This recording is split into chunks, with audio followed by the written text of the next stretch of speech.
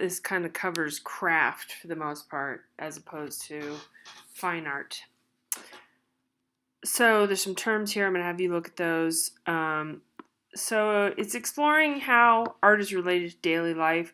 So basically things that are functional, not, some ritual objects that are not exactly hands-on use, but a lot of this work that we're going to look at is functional work that has a use.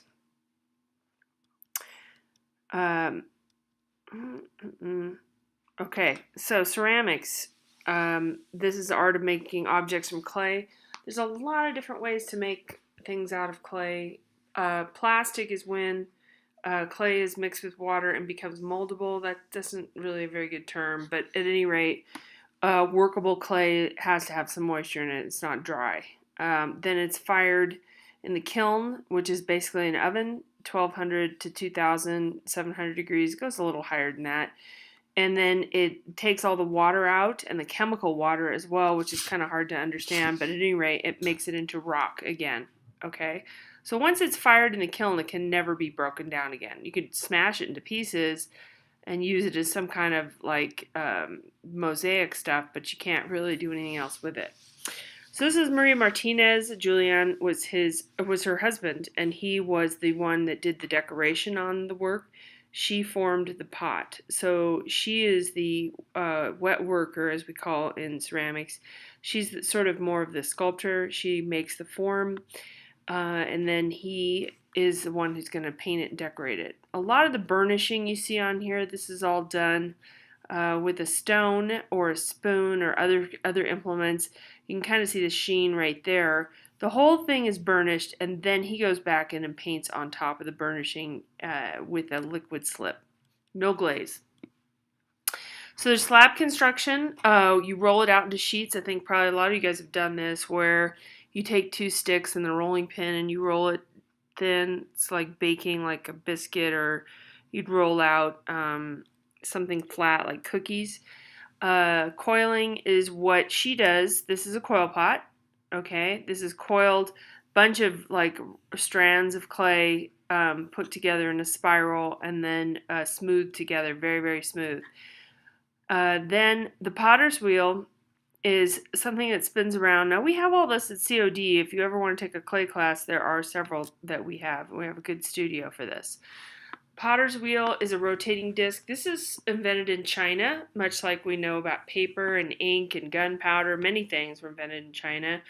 But the potter's wheel was in Asia. The New World, North America, South America, never had the potter's wheel until, sometime into the 1600s. We didn't have the potter's wheel here, so the work did not evolve from that. Potter's wheel originally comes from China. This piece, we're looking at a porcelain vase in Chinese in the 18th century, and this has enamel on it, which complicates things. So this is not the greatest example for pure pottery. This white aspect of it, that's porcelain, and that has got a clear glaze on it. So we're looking at a white clay body, and you guys will know this if you ever flip over a cup or a vase or anything, and you see that the bottom is white. Whatever the clay actually looked like color-wise, then you kind of know. Whitish clays tend to be porcelains. China is another one. China is a refinement of porcelain. That's kind of too long to explain. This has enamel on here. Some of you guys may have done this in some kind of a workshop, but what that is crushed glass mixed with pigment and some other things, and there's sort of a way to keep it in one area. Cloisonné is one type. I don't know that this is cloisonné per se, but enamel is melted at a much lower temperature. Still a kiln, but not high temperature because it would melt out. So there's metals and there's colors and there's pigments and there's also some glass in there. Betty Woodman, 2006, is a pretty recent example. This is actually thrown on the wheel. Can you see the rings on this aspect right here? There's some there you can't really see because of the decoration. And then she cuts it open. She'll just throw these big things and then cut them open and rearrange them. They're kind of wild. And then she is not following the form. if that makes sense. This follows the form, this design. You see how it really accentuates the actual form? This is sort of obliterating the form. It's kind of even hard to tell there's negative space there. You know what I'm saying? So there's a vase painted on a sort of vase or pouring vessel, sort of a silhouette, but it doesn't match up.